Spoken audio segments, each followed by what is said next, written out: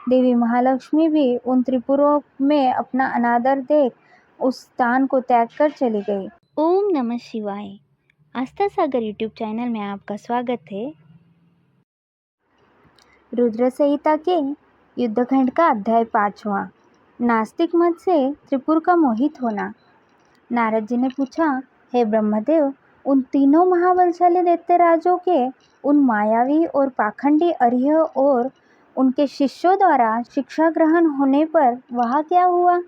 उन मायावी पुरुषों ने क्या किया? कृपया मुझे बताइए।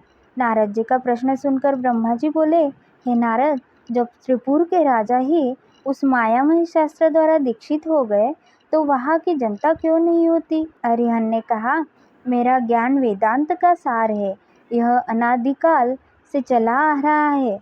इसमें कर्ता कर्म नहीं है। आत्मा के देह अर्थात शरीर से जितने भी बंधन हैं वे सब ईश्वर के ही है।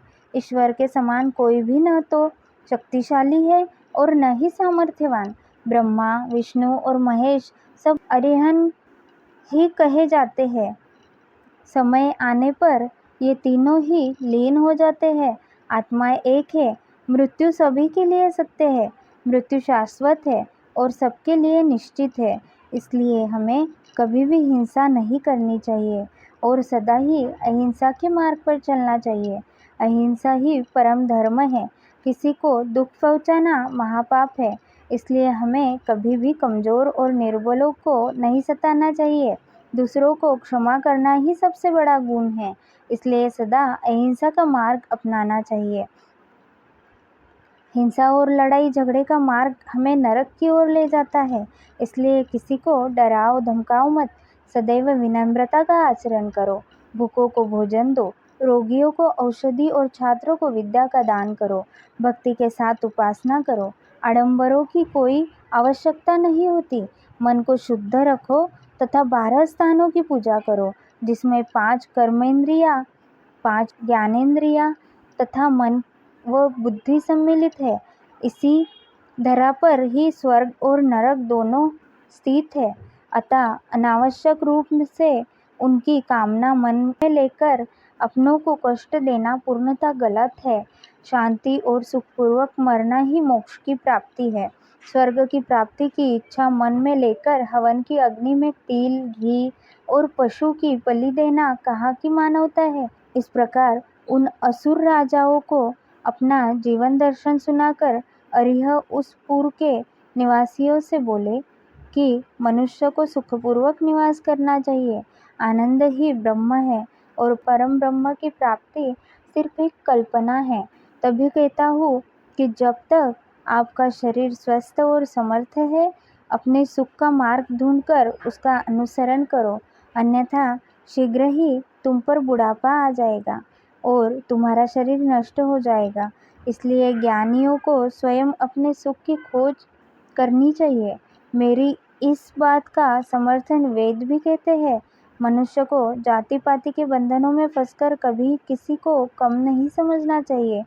सृष्टि के आरंभ में ब्रह्मा जी की उत्पत्ति हुई। उनके दक्ष और मरीचि नामक 2 पुत्र हुए। मरीचि के पुत्र कश्यप जी ने दक्ष की 13 कन्याओं का धर्म से विवाह कराया।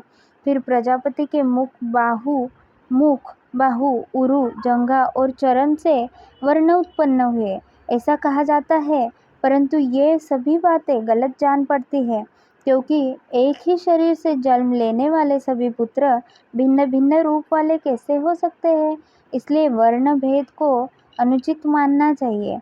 ब्रह्मा जी बोले, इस प्रकार उन अरिह नामक धर्मात्मा ने अपने भाषण द्वारा तारकाक्ष, कमलाक्ष और विद्युन्माली नामक तीनों असुरों के निवासियों को वेद मार्ग से विमुख कर दिया। साथ ही उन्होंने पतिव्रता स्त्रियों के पतिव्रता धर्म और पुरुषों के जितेंद्रिय धर्म को अस्वीकार कर दिया। उन्होंने धर्म, यज्ञ, तीर्थ, श्रद्धा और धर्मशास्त्रों का भी खंडन किया। विशेष रूप से उन्होंने भगवान शिव की पूजा न करने के लिए सभी को प्रोत्साहित किया और सब देवताओं के पूजन और आराधना को व्यर्थ बताया। इस प्रकार उन अरिह ने पूर्व के वासियों को अपने झूठे धर्म और पाखंड से मोहित कर दिया। इस प्रकार वहाँ अधर्म फैल गया। तत्पश्चात भगवान श्रीहरि विष्णु की माया से देवी महालक्ष्मी भी उन त्रिपुरों में अपना अनादर देख उस स्थान को त्याग कर चली गई। अध्याय 5वां समाप्त। इस आगे की कथा हम अगले अध्याय में सुनेंगे। ओम नमः शिवाय।